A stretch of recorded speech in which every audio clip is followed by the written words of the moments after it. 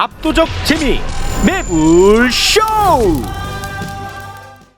자, 국제 정세 네. 살피러 출발합니다.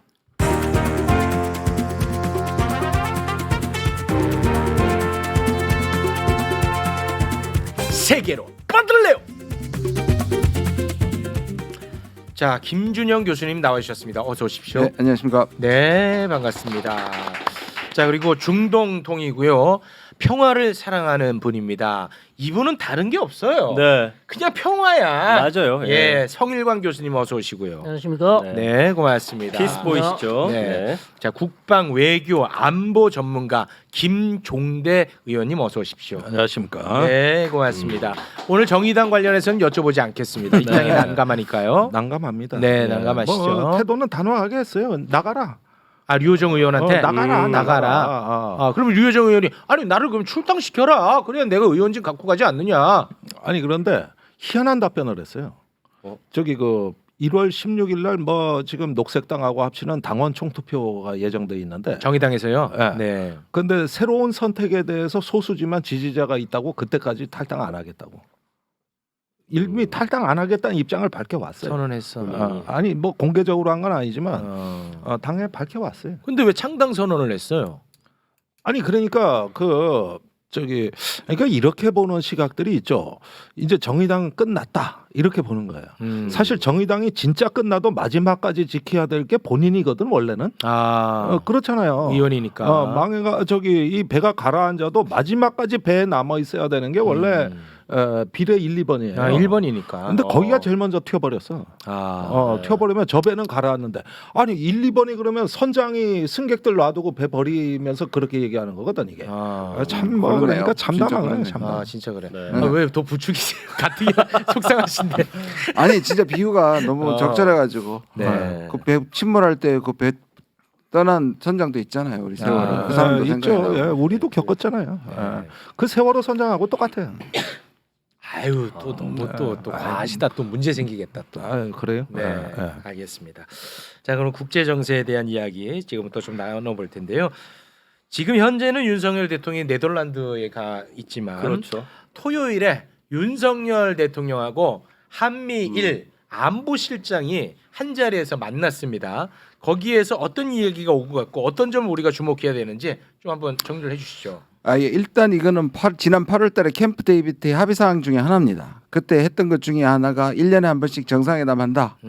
그리고 두 번째가 국방장관, 외교장관, 안보실장이 1년에 한 번씩 만난답니다.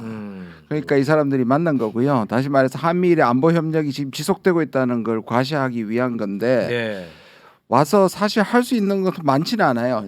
왜냐 일단 그 북한에 대한 얘기를 다시 꺼내왔죠. 왜냐하면 캠프 데이비드에서는 오히려 북한보다는 중국 쪽을 훨씬 했었는데 네. 최근에 이제 북러 협력에 대해서 굉장히 민감하잖아요. 그래서 어이없게 뭐냐면 북한에 대한 북한의 비핵화를 요청하고 이거는 뭐 이때까지 해온 건데 그다음에 북한이 군사 협력 금지 조항을 얘기를 하는데요. 아니 남의 나라 군사 협력을 한미일이 어떻게 금지시킵니까? 아니 이렇게 돼 있어요. 비핵화 의무와 군사 협력 금지 의무를 재확인한다. 이렇게 된 겁니다. 뭐 할 수도 없는 일을 할 수도 없는 일이고 또 이걸 어떻게 주목해야 하냐면 얼마 전에 그 북한이 이제 위성을 날렸지 않습니까? 네. 원래대로라면 안보리에서 북한에 대한 제재 수위를 올려야 하고 근데 아다시피 미러 관계와 미중 관계가 나쁘니까 아예 안보리에서 합의가 안 됩니다. 여러분들 안보리에서 대부분 투표를 한다고 생각하는데요. 요즘 방식은 투표로 가기 전에 네. 합의가 되지는 않으면 실제 투표 가는 경우는 거의 없습니다. 그럼 뭐냐면 상정이 돼서 투표까지도 안 가고 비토권 쓰기 전에 죽어버리는 겁니다. 지금 북한 관련 모든 문제는 그냥 가기 전에 죽는다고 생각하시면 돼요. 그 말은 뭐냐?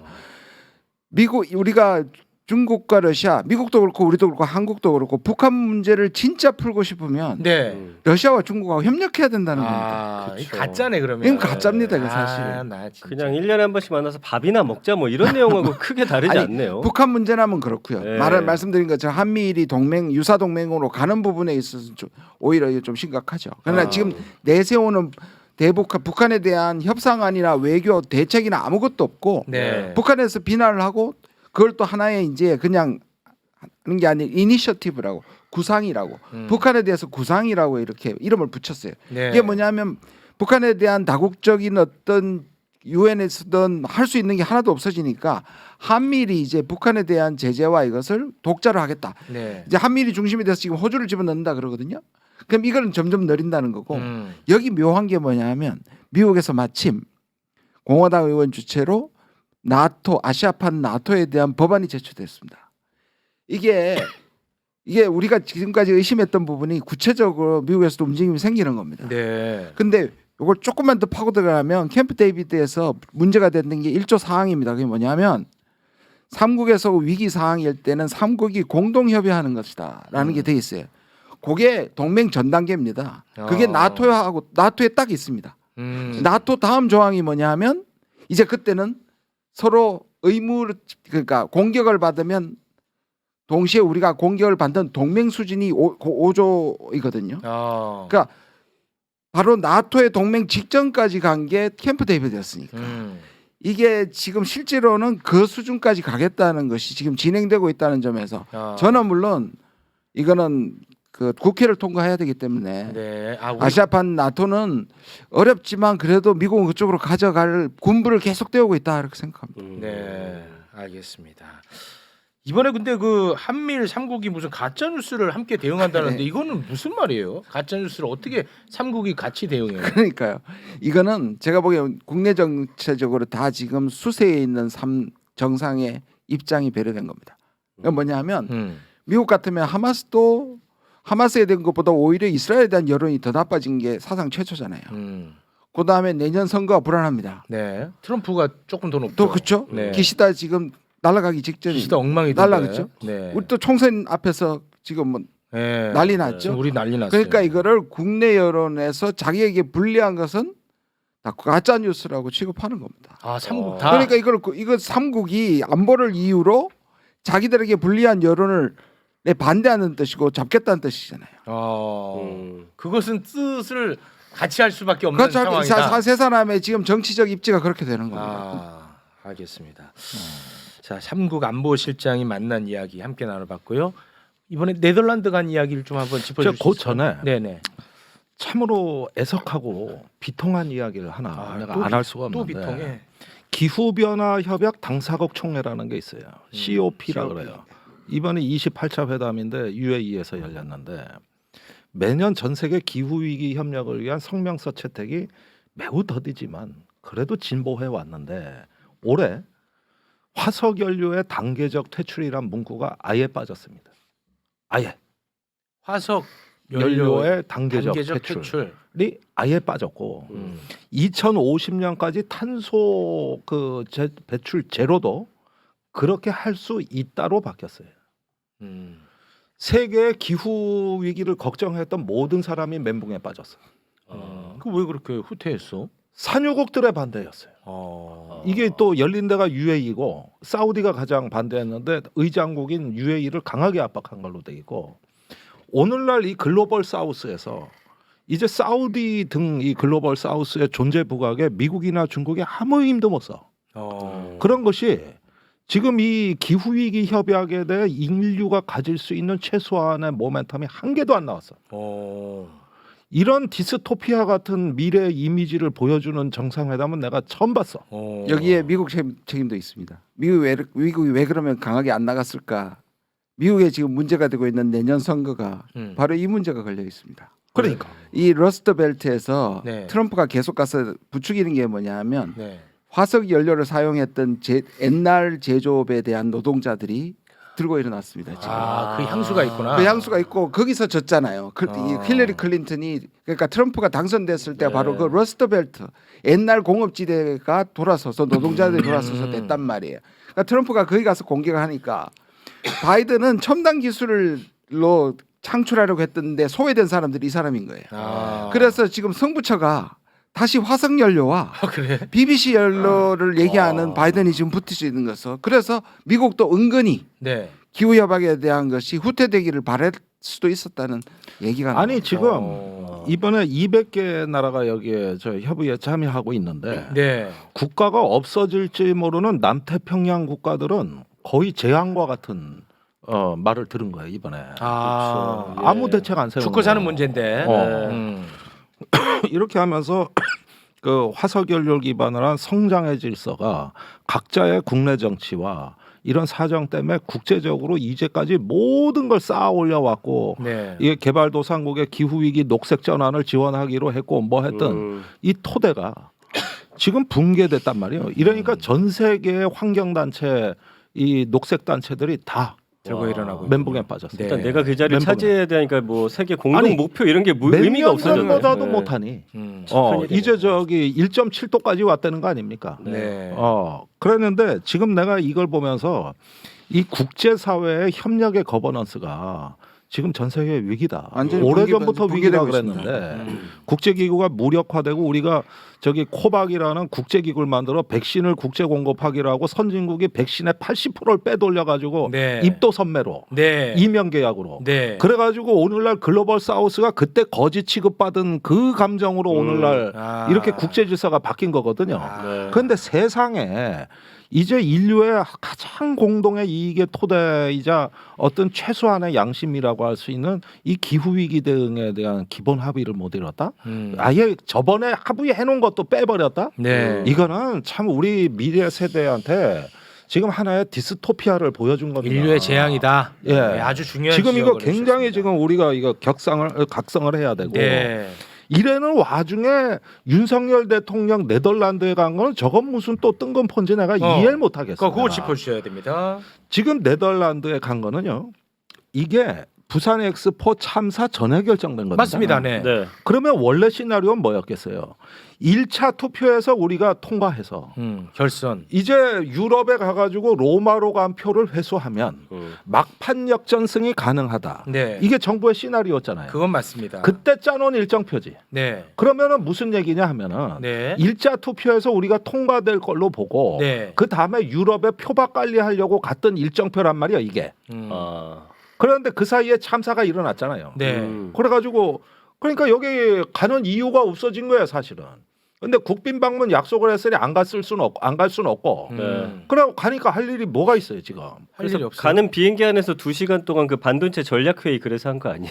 반도체라는 거는 ASML이라는 네덜란드 회사가 극자외선 노광 장비라는 걸 제작해요. 네. 요래되면 시청자들이 약간 어려울 수도 있는데 쉽게 얘기하면 인간이 만든 가장 파장이 짧은 정밀한 빛을 웨이퍼에다가 싸서 네. 이걸 반도체 회로판을 새기는 거를 극자외선 노광 장비라 그러는데 네. 이걸 네덜란드가 생산해요. 네. 독점합니다. 이걸 세계 독점입니다. 삼성전자가 수입해서 네. 반도체 제작을 하는 거예요. 네. 그러면 중요한 파트너가 맞아. 음. 그런데 최근에 중국에 수출을 못해요. 미국이 규제해가지고. 아. 그러니까 ASML이 여기까지 입이 나왔어.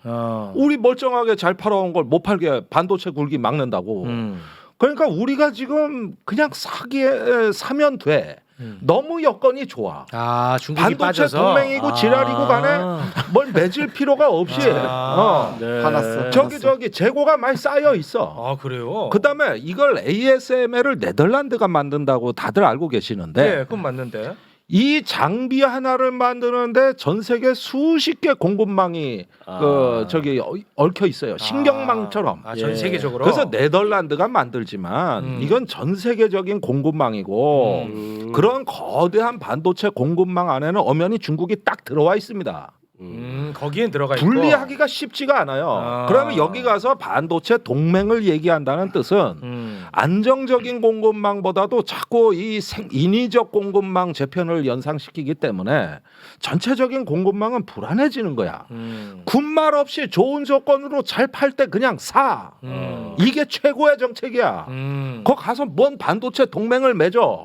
잘 파는데. 잘 파는데. 예. 그냥 사면 그리고 되는데. 네덜란드하고 이런 동맹 맺는다는 걸 우리가 뭘 주도해. 예, 그래서 이런 부분들은 한마디로 억지로 억지야. 꾸역꾸역 쥐어 짜낸 명분이고 거기에다가 지금 리터 총리라고 있어요.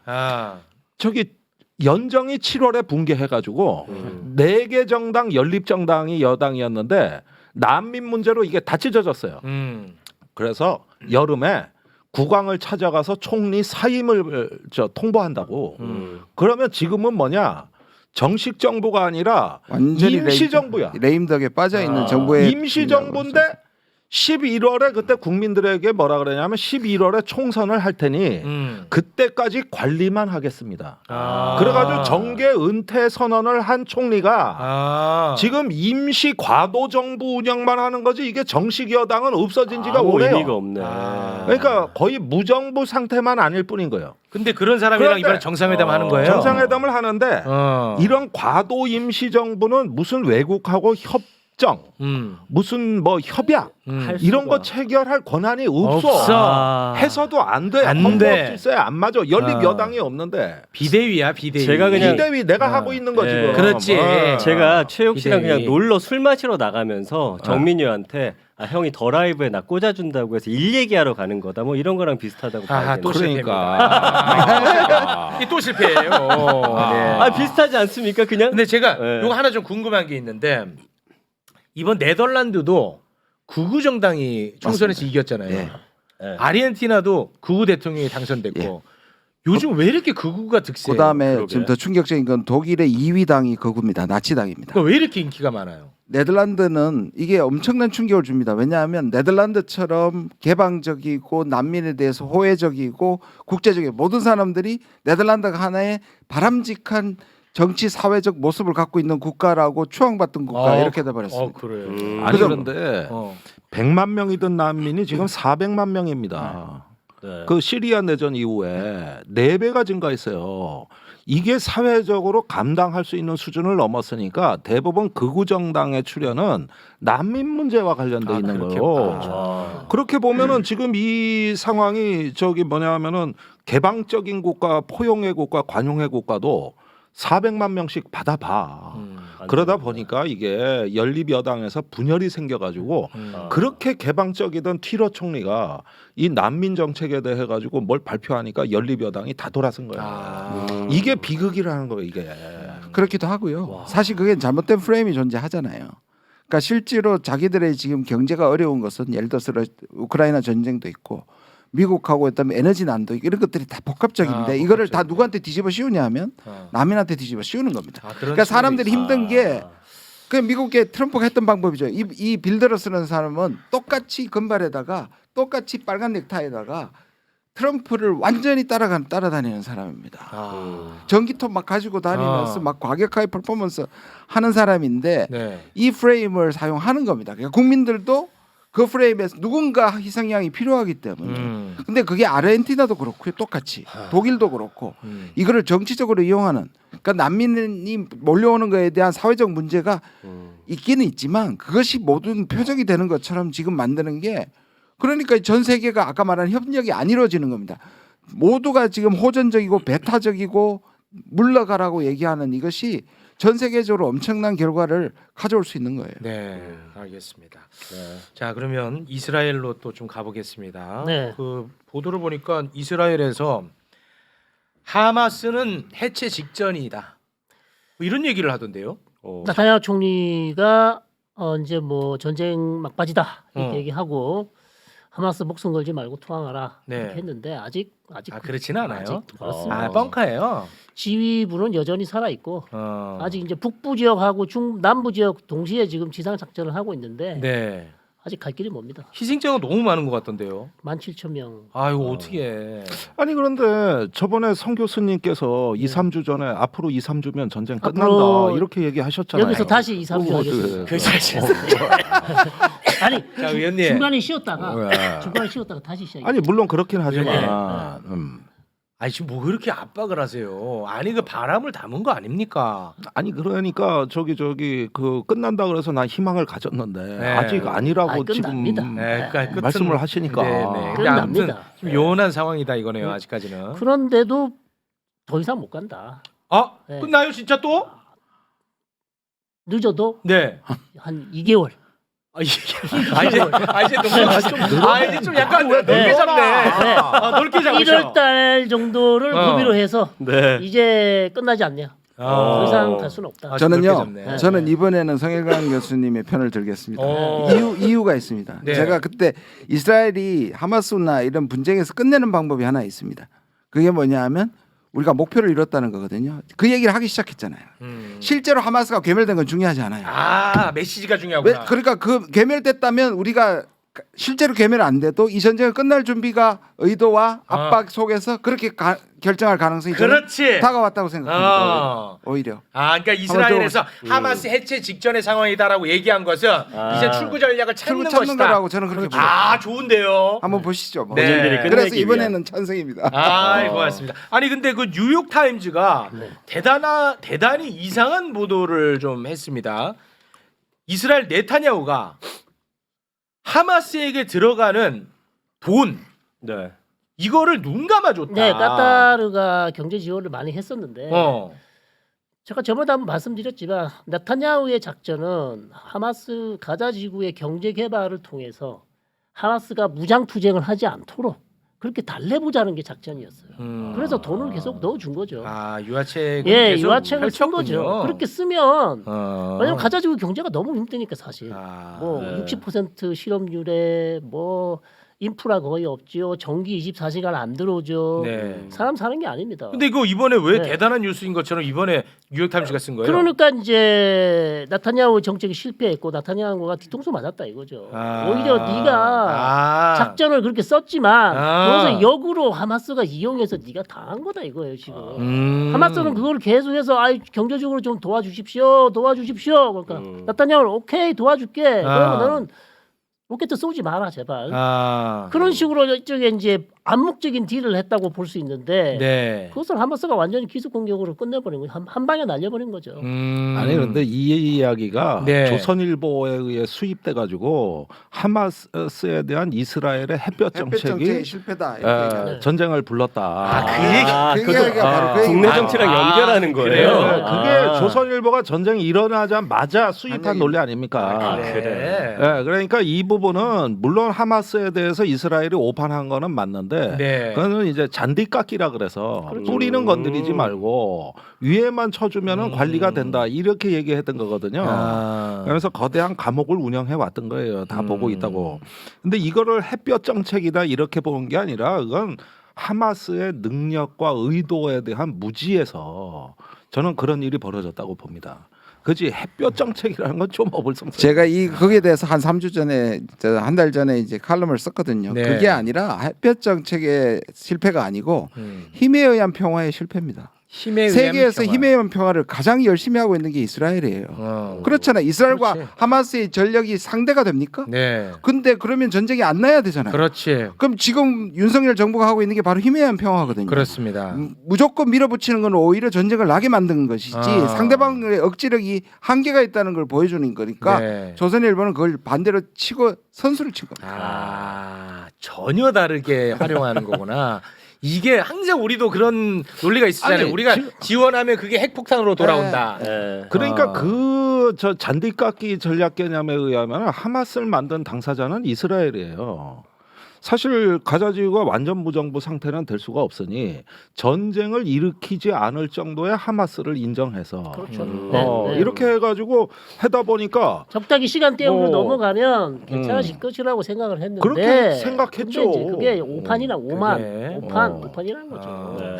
그러니까 핵심적인 팔레스타인 문제를 해결하지 않고 네. 그냥 겉핥기로는 안 돼. 임시봉합으로 그냥 넘어가면 시간만 때우 이게 안 된다. 그게 햇볕 정책이 아니라는 겁니다. 그러니까 어. 하마스에 대한 이스라엘 정책을 햇볕 정책하고 일치시키는 자체가 말이 안 되는 햇볕도 겁니다. 아니야. 아닙니다. 그건 아닙니다. 예, 햇볕도 아니라고. 기본적으로 차별화 정책이고 말살 정책이었는데요. 네. 거기에 예를 들면 옛날 같으면 친일파나 친미파를 또는 친이스라엘파를 심은 것을 그거는 키우기 위한 일종의 그 자중 질환을 일으키는 것이지 네. 그 자체가 일종의 이게 햇볕 정책이라고 보는 건 잘못된 거죠. 네. 그 힘에 의한 평화 유지에 대해서 이번 전쟁 나기 전에 비판의 목소리를 좀 내셨었나요? 많이 냈습니다. 저는. 아니 왜 많은 분들이 좀 의심하고 있어요. 아닙니다. 예. 여러분 제 영상을 보시면 네. 제가 나타내는 욕을 아침부터 저녁까지 48시간, 36시간 입만 열면 나타내는 욕을 했습니다. 하루 24시간인데요. 아, 그래요? 다른 죄송합니다. 영상을 보시면 놀라실 거예요. 놀랄 정도로 했다. 네. 전혀 딴 사람이에요, 딴 사람. 딴 사람입니다. 네. 상처가 좀 있으시네. 아닙니다. 네, 빨리 괜찮습니다. 해명을 하고 싶어 하시네. 네. 상처가 좀 있었나 보군요. 알겠습니다.